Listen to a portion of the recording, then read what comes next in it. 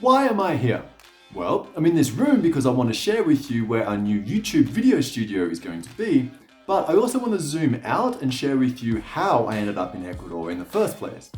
I can almost guarantee that you're not going to guess why I came here and what made me stay, at least initially. Looking back, it is almost like Ecuador didn't want me to leave and I was just all too happy to apply it. So today, let's talk about my Ecuador origin story. Let's go.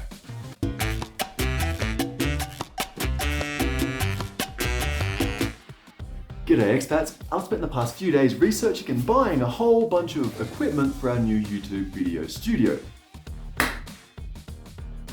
Hear that echo? Me too, and I hate it. It brings down the overall quality of our videos and quite frankly, I think you deserve much better. So we're turning our meditation room into a fully fledged YouTube studio with better acoustics than that. Now, I've actually spent quite a bit of money on this already, so we don't need to tell Michelle, my very loving and understanding partner, all of these details. Thanks.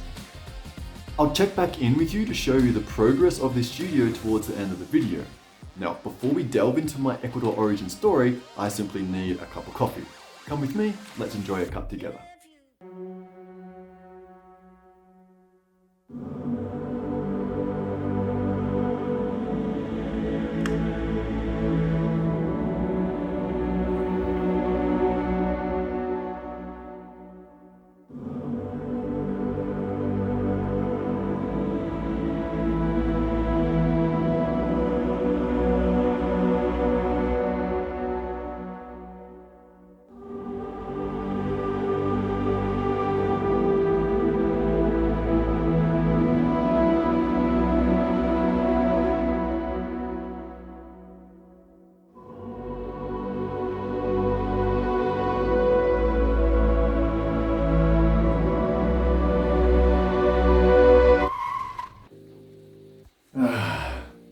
Ecuadorian coffee is delicious. I really do love it. And that's just as well because I had to make 3 cups just to film that little montage just before. So I'm a little bit pepped up on caffeine, but that's okay.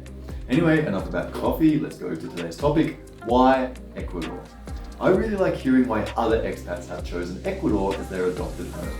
After all, there's so many amazing and beautiful countries out there that we could live in, so why do we choose a small, developing country that quite frankly, not that many people know much about?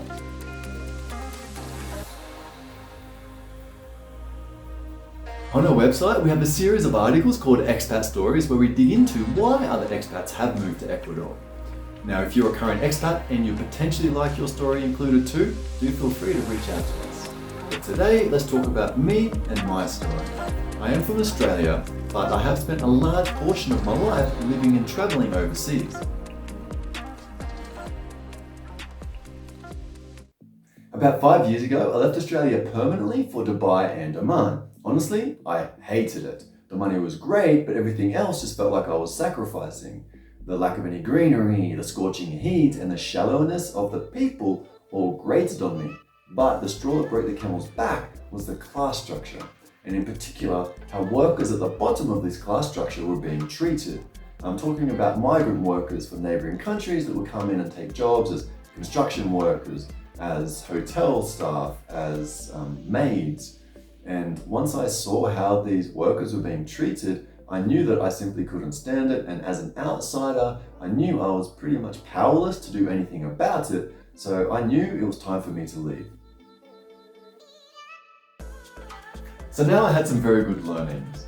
I knew that I wanted to live in a country where I could easily learn the language, and it was going to be preferable if this language used the Latin alphabet just to make this learning process easier, and also it would be ideal if multiple different countries spoke the same language, just in case I wanted to move to a different country and I didn't have to start all over again. Secondly, I also knew that I wanted to be in a country that has a close connection with nature. And a country that had multiple different ecosystems to explore would be absolutely ideal for this. Thirdly, I knew that I wanted to live in a country that wasn't so divided by class structure. Now, I'm not trying to paint Ecuador as some sort of utopia in this regard. It certainly has a very strong inherent class structure, but it's nowhere near as severe as what I found in Dubai. And fourthly, I also knew that I didn't want to be moving around too much. And so this meant that I wanted to move to a country that I could obtain a temporary residency visa, eventually permanent residency, and later on citizenship.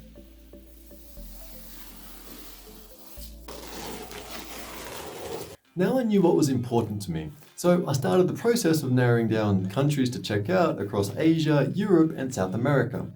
Now I'd already spent a bunch of time in both Asia and Europe, but I hadn't really spent much time at all in South America.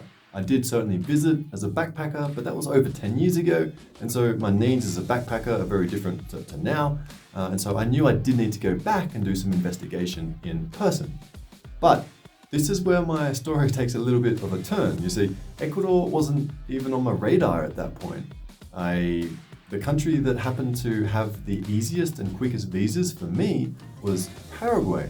So I decided to pack up my things in Dubai, give notice to my job, find a visa facilitator in Paraguay, and I just left for the greener pastures of Paraguay.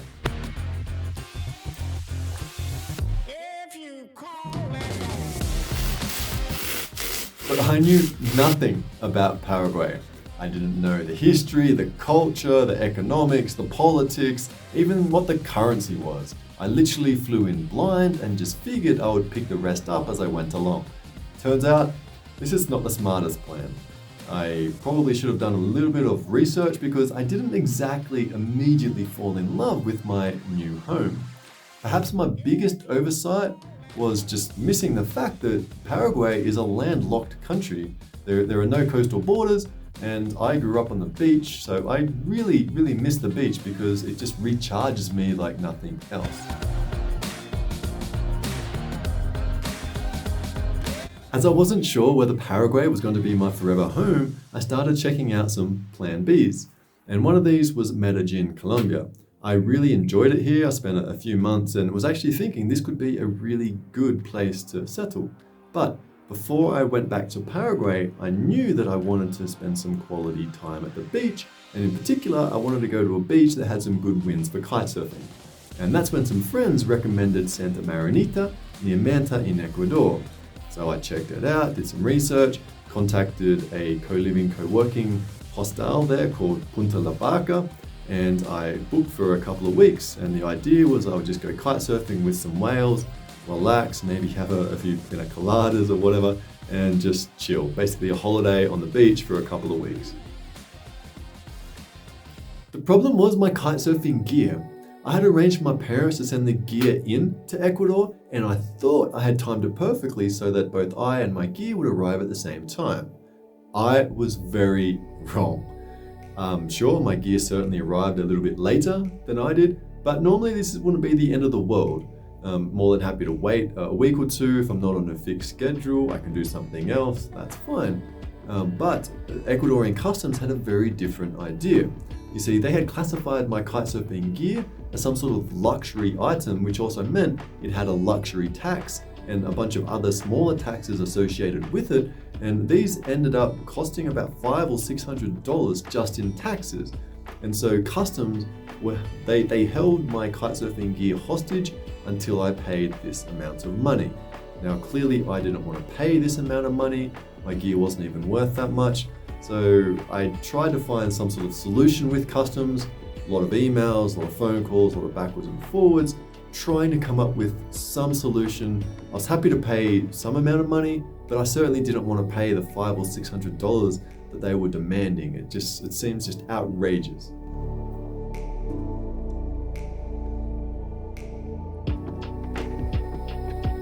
This all took a few months to play out, and I'd since left the beach for Quito. And by this time, Ecuador had really started to grow on me. The people I'd met were very genuine, the scenery was incredibly beautiful, and the history really fascinated me. And Ecuador slowly started to overtake both Colombia and Paraguay as my preferred option.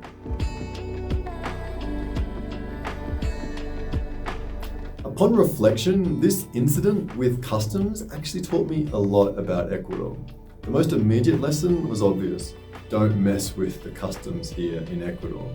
my situation is far from unique. If you're going to send anything into Ecuador which is greater than a letter or a card, it's going to have to go through customs, which means that they're going to put their hand out for money in order for you to receive it. That's just the reality, and you've been warned. So for example, let's say it's your birthday and your friends want to send you a birthday card. That's great, fantastic.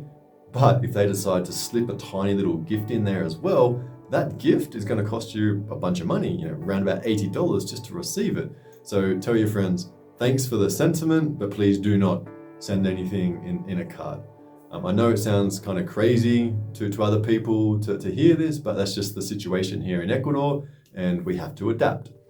But taking this a little step further, the biggest lesson for me was that I needed to be patient when doing any sort of bureaucratic process here in Ecuador. If I'm trying to get a visa, if I'm trying to register my car, even if I'm trying to open up an internet account or a mobile phone account, they can be real hassles just dealing with the bureaucracy here and the inefficiency attached to that bureaucracy. If I'm being perfectly honest, I am still coming to grips with this one. Like even today, I wanted to buy a bunch of stuff for the studio setup, some microphones and little things like that. Things that you can find super easily on Amazon for really quite reasonable price. Whereas here in Ecuador, we don't have Amazon, we don't really have anything that comes close. So I need to mule stuff from the US into Ecuador, and it takes a few weeks for this to happen. It's obviously a bit of a risky process, but the bottom line is I need to have a lot more patience when I am trying to buy these types of things, simply because I've chosen to live in Ecuador.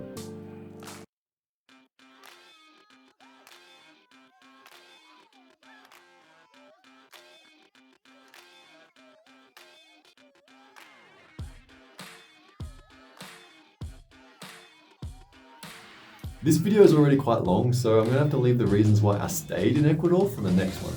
And this is going to include meeting my beautiful partner Michelle, checking out a bunch of cool places in Quito and Cuenca and beyond. But I just want to say thank you for watching this video. I realize it's quite self-indulgent. I've really just been rambling on about my story and haven't really talked too much. So thanks. If you have any feedback on the production process, the video production process, then please feel free to leave that. I do really value your input. I'm still very new to YouTube, so I realize there's a lot to learn. It's a process. And so if you can maybe not be a super big douchebag about leaving the feedback, that would be appreciated. But hey, it's the internet, so whatever, do what you want. But if you are in a similar position as I was a few years ago when I was looking at the various countries that I may want to settle down in, I do recommend that you start researching the visa options for those countries. And for Ecuador, I think the best place to start is with our shiny new visa eligibility calculator. I'll provide a link in the description below, but all you need to do is answer a few questions about your circumstances. Nothing is super personal or too invasive. And then it's going to spit out the different types of visa options that you may be eligible for in Ecuador. So please check it out. It takes less than 30 seconds. But that's all for today, guys. So if you do like this video, please feel free to give it a quick thumbs up, and I will catch you in the next one. Ciao.